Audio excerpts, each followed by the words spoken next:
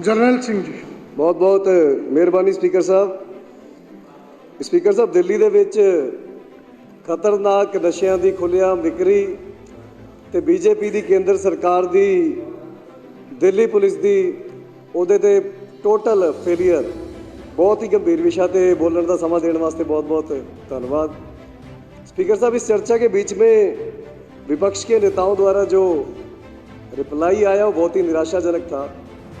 नेता विपक्ष जी कहते हैं जी ये दिल्ली का इस सदन का मुद्दा ही नहीं है। सर, ये सदन दिल्ली के 70 चुने हुए प्रतिनिधियों का बैठने का, उनके विषयों को रखने का स्थान है। और अगर दिल्ली में आज की डेट में अपराध के ऊपर और इस सरेआम बिकने वाले नशे के ऊपर बात करना अगर विषय नहीं है तो मुझे नहीं लगता इससे बड़ा कोई विषय आज की डेट में दिल्ली के अंदर एग्जिस्ट करता है। स्पीकर साहब, ऐसी वही गल होगी, कह रहे जी सब ठीक चल रहा है, सब बहुत बढ़िया चल रहा है। चमगादड़ जब स्पीकर साहब उल्टा लटकता है ना तो उसको लगता है मैंने सारी दुनिया पलट दी, मैंने सब ठीक कर दिया। पर ऐसा खाली चमगादड़ को ही लग रहा होता, बाकी किसी को लग रहा होता। दिल्ली के हालात बद से बदतर हो चुके हैं और जैसा बताया गया नशा और अपराध आपस में डायरेक्ट लिंक्ड है। पर अमित शाह जी के अधीन आने वाला गृह मंत्रालय और गृह मंत्रालय के अधीन आने वाली दिल्ली पुलिस, इस पर जो काम कर रही है टोटल गुजरात मॉडल को रिफ्लेक्ट करता है। गुजरात के अंदर आधिकारिक तौर पर नशाबंदी है, नशा वहाँ नहीं बिकता। पर जितना आसानी से नशा मेरे को लगता है गुजरात के अंदर मिलता है उतना कहीं भी नहीं मिलता होगा। हर चीज़ का लिंक सीधा सीधा गुजरात के साथ जाके हर नशे का मिल रहा है। अडानी साहब के पोर्ट पर, अडानी के पोर्ट पर 30,000 करोड़ की ड्रग्स पकड़ी गई, पंजाब पुलिस ने पकड़ी। जहां पंजाब में आम आदमी पार्टी की सरकार बनने के बाद निरंतर ड्रग्स के केसेस में कमी आ रही है, वहीं दिल्ली के अंदर स्पीकर साहब ये एनसीबी का डेटा बताता है, नारकोटिक्स ब्यूरो का, कि जहां 2020 के अंदर पीआईटी एनडीपीएस के अंदर सिर्फ 159 मुकदमे दर्ज हुए थे, 2021 के अंदर वो बढ़कर 340 हो गए। ये पता नहीं कौन सा डेटा दिखा रहे थे, ये इंडियन एक्सप्रेस की रिपोर्ट है स्पीकर साहब। 2022 के अंदर वो 707 हो जाते हैं, 2023 के अंदर फिर बढ़कर 719 हो जाते हैं, अभी 24 चल रहा, भी भगवान ही मालिक है। स्पीकर साहब, क्या इस दिल्ली क्या बनाना चाह रहे हैं? और इस नशे की चपेट में सिर्फ बड़े और बुजुर्ग नहीं स्पीकर साहब, परेशानी की बात, चिंता की बात ये है कि छोटे छोटे बच्चे भी इस नशे की चपेट में आ रहे हैं। किस तरीके की दिल्ली बनाना चाहते हैं? हमें ये दिल्ली नहीं चाहिए स्पीकर साहब, हमें अपराध मुक्त और नशा मुक्त दिल्ली चाहिए।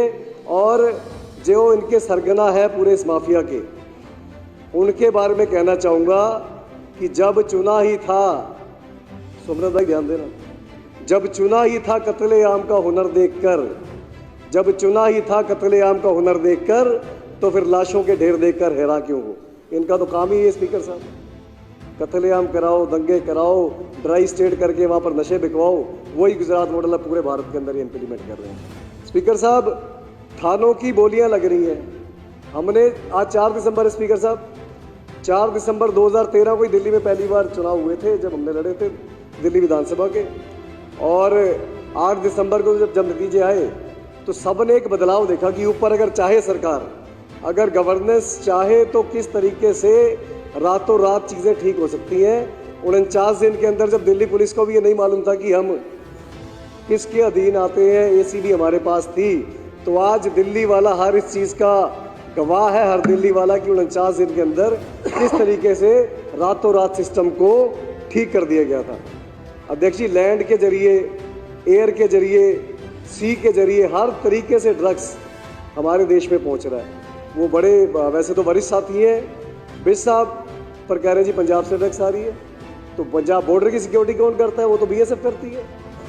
गुजरात से आ रही है तो वहाँ किसकी सरकार है? अगर बीजेपी की केंद्र सरकार ये ठान ले कि हमने नशा नहीं बिकने देना तो नशा बंद हो सकता है, इसमें कुछ नामुमकिन नहीं है, पर इनकी नीयत नहीं है स्पीकर साहब ये करने की।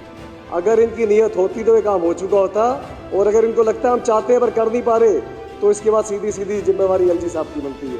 क्यों नहीं आप एलजी साहब से इस्तीफा लेते? हम आज मांग करते हैं, दिल्ली वालों की ब्याह पे हम मांग करते हैं कि या तो अमित शाह जी खुद इस चीज़ से स्वीकार करके अपना इस्तीफा दे दें कि भाई हमसे काम नहीं हो पाया, हम दिल्ली में एक सुचारू, एक ढंग की कानून व्यवस्था देने में पूरी तरह विफल है।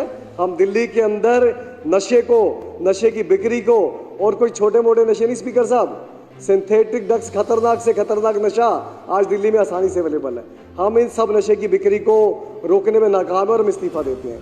या तो अमित शाह खुद इस चीज़ को मान ले और या फिर एलजी साहब से इस्तीफा मांगे।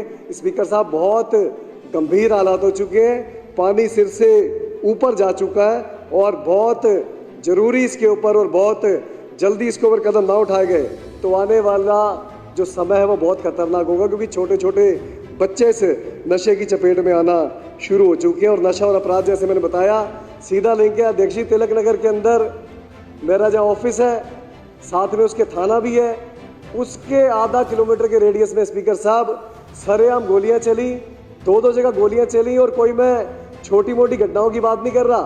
आज चेन स्नैचिंग हो गई, स्कूटर चोरी हो गया, बाइक चोरी हो गई, कार चोरी हो गया, घर में डकैती हो गई। ये तो बहुत आम बात है स्पीकर साहब। व्यापारी दिल्ली का आज की डेट में इतना डर के माहौल में जी रहा है, हमारी माताएं बहनें इतना भय के माहौल में जी रही हैं कि व्यापारी कोई थोड़े से मेहनत करके अपना काम धंधा एस्टेब्लिश करे तो उसे फिरौती की कॉल आ जाती है, फिरौती ना दे तो सरेआम गोलियां चल जाती हैं। सरेआम जो दिल्ली के अंदर मर्डर हो रहे हैं, तो हर दिल्ली वाला आज घर से बाहर निकलने में डरता है। तो अमित शाह जी की सीधी सीधे जिम्मेवारी बनती है कि या तो वो दिल्ली के अंदर एक सुचारू कानून व्यवस्था दें और या फिर गृह मंत्री के पद से इस्तीफा दे दें। इस बहुत ही गंभीर मामले पर आपने मुझे बोलने का समय दिया, बहुत बहुत धन्यवाद स्पीकर साहब।